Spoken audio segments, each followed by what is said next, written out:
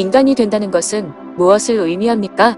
이 질문은 인류의 가장 철학적인 숙고 중 하나입니다.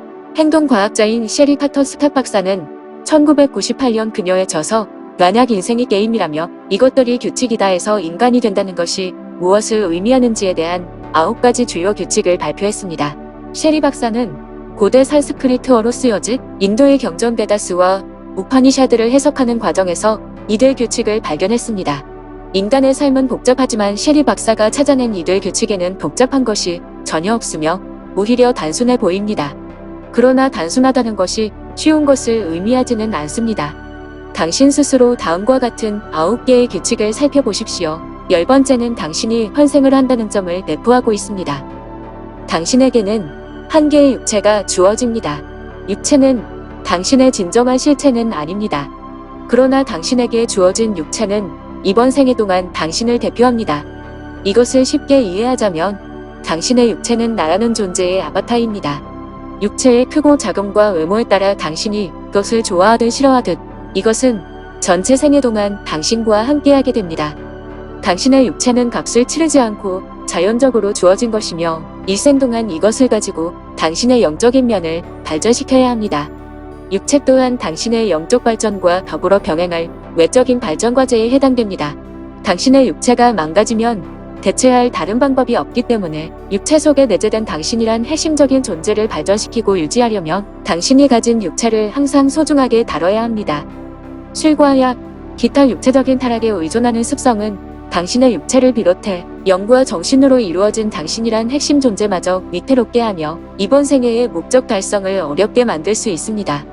당신의 물질적, 사회적 위치의 상실 그리고 인간관계의 상실은 복구될 수 있지만 당신 육체의 손실은 가장 치명적이며 이것은 당신이란 존재의 존립에 관한 문제입니다. 당신은 인생 교훈을 배울 것입니다.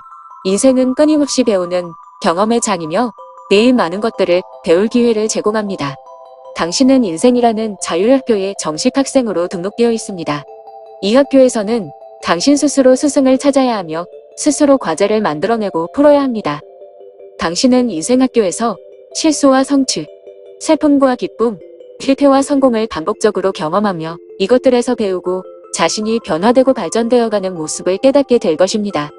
당신이 인생에서 선택한 과제들 중 일부는 결과가 좋은 반면 다른 것들은 실수와 실패로 이어질 것입니다. 그러나 두 가지 상반된 결과물 모두 당신의 삶에 적용할 수 있는 교훈이 될 것입니다.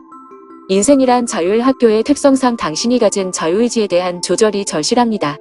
이 학교의 함정은 주변의 조언을 받아들이는 것 또한 전적으로 당신의 선택이며 너무나 많은 자유가 주어진다는 점이고 이런 점들은 당신을 쉽사리 타락으로 유도합니다. 오늘이 아니면 내일이란 생각을 버려야 합니다. 내일 또한 오늘이 없이는 만들어지지 않는다는 것을 명심하세요. 실수는 없고 교훈만 있습니다. 인간 사회 속에서 실수로 불리는 것들마저 당신의 성장에 필요한 양분입니다. 실수와 시행착오는 성장과 발전의 과정입니다. 사실상 실패가 없이는 성공이 보장되지 않으며 실수와 실패는 궁극적으로 성공만큼의 가치를 가지고 있습니다. 이것은 인생학교에서 거쳐야 할 중요한 과정들 중 일부입니다. 많은 경우에 성공했다고 현실에 안주한 그 상태마저 결과적으로는 최대의 실수였던 경우가 있습니다. 각각의 실패가 가시적으로 확인되면 그것에서 최대의 교훈을 발생시키도록 최대한 멋진 실패를 계획하고 뒷마무리를 철저하게 하십시오. 남들을 비평하기보다 자신을 혹독하게 평가하는 비평가가 되십시오. 인생학교에서는 당신 스스로가 교사이며 또한 학생입니다.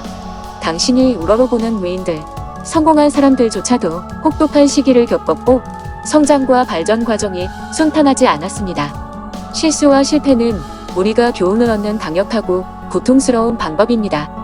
당신이 이것들의 직면에 어떻게 대응하고 처리하느냐에 따라 남은 인생에서 당신이란 존재를 정의하게 됩니다. 당신이 가진 아바타인 육체는 지치고 그만두고 싶겠지만 당신이란 존재는 절대 포기하지 말고 실패해서 배우면서 계속 전진해야 합니다. 인생학습은 배울 때까지 반복됩니다. 당신이 깨닫고 교훈을 자기 것으로 만들기까지 이것들은 인생에서 다양한 형태로 제공되며 이 과정을 완수해야 다음 교훈으로 넘어갈 수 있습니다. 그러나 당신은 이런 상황을 만들지 않아야 합니다.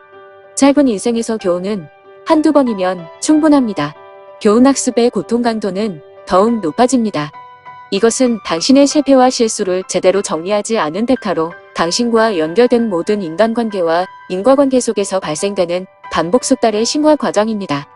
이 경우에 당신은 당신이 속한 인생학교 자체에 대해 회의를 품게 되고 졸업이 한참 남은 시기에도 자발적인 중퇴를 생각하기도 합니다.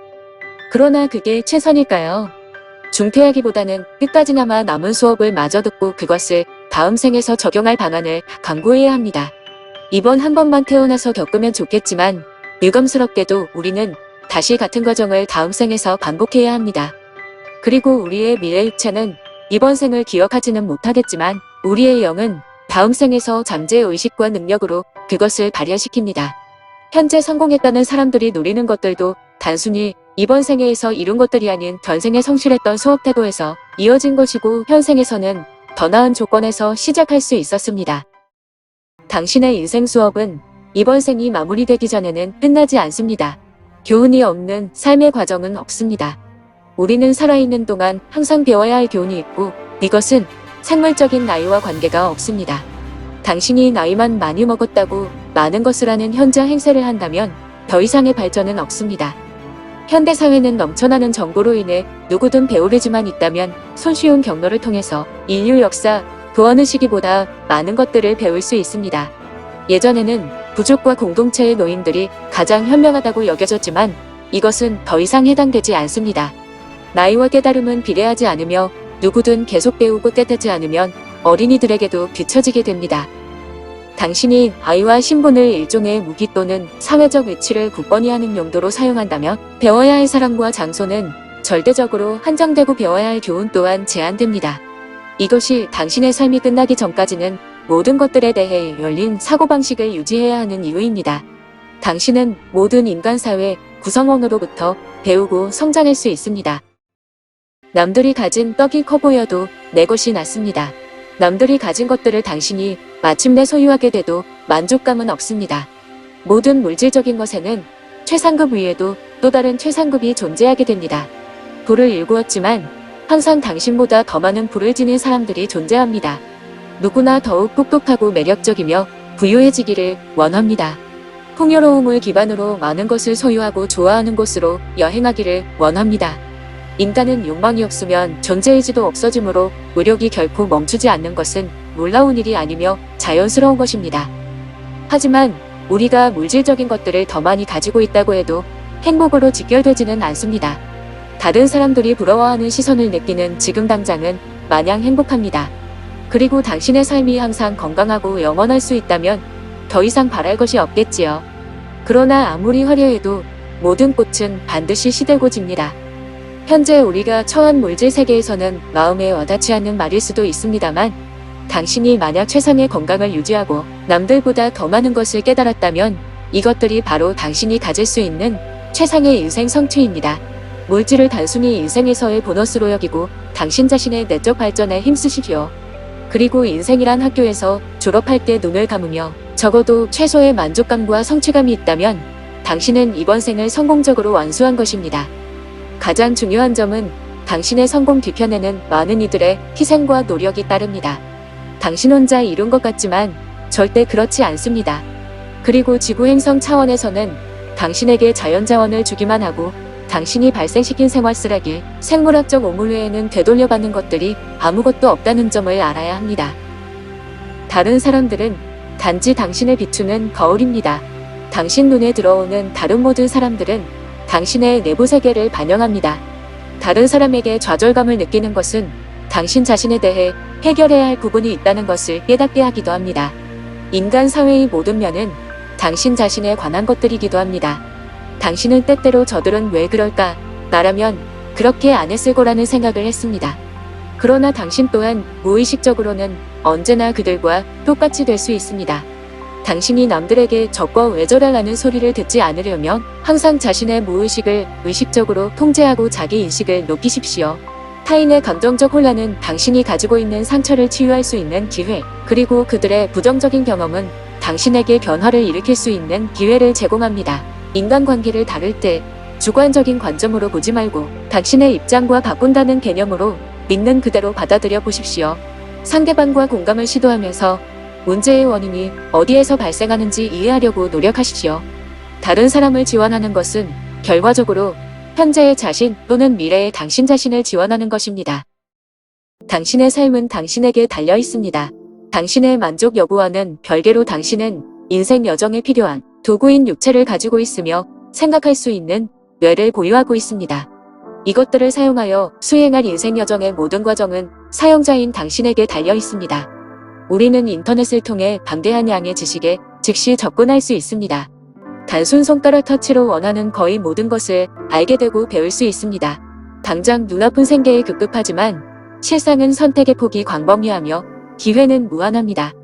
이것들이 눈에 보이지 않는다는 것은 당신 삶이 정체되었다는 증거입니다. 당신이 해야 할 일은 무엇을 할지를 결정하는 것이고 그것은 당신이 자연적으로 끌려들어가는 것들 중 하나입니다. 모든 질문에 대한 대답은 당신 안에 있습니다. 당신의 계획을 행동으로 옮기지 않고 그것이 머릿속에서만 머문다면 해답을 찾기는 사실상 거의 불가능합니다. 일단 계획을 세웠으면 실행해야 합니다. 실전과 탁상 공론은 완전히 다릅니다. 아무리 하찮고 쉬워 보이는 일도 직접 해보지 않으면 그것에도 어려움과 노하우가 있다는 것을 깨닫지 못합니다. 인생은 직접 부딪혀보지 않으면 답을 알 수 없습니다. 그리고 실전 행위에서 쌓인 경험은 당신 자신에게 이미 내재되어 있는 답을 이끌어낼 수 있습니다. 당신이 해야 할 일은 보고, 듣고, 실행하고 당신 자신을 전적으로 신뢰하는 것입니다. 당신은 스스로 생각하는 것보다 더 많이 알고 있습니다. 문제는 우리가 이것을 깨닫기에는 너무 조급하고 산만해지는 경향이 있다는 것입니다. 특히 한국 사회는 몇 살, 언제까지 군대, 취업, 결혼, 육아라는 삶의 타임라인이 사회적, 반강제적으로 정해져 있으며 학교는 어디에 가고 취직은 어디에 해야 되고 사는 곳은 어디여야 된다는 극도의 정신적인 압박이 존재하며 사회의 모든 분야에서의 경쟁심은 세계 최강입니다. 이것들이 헬조선으로 불리는 주요 이유입니다.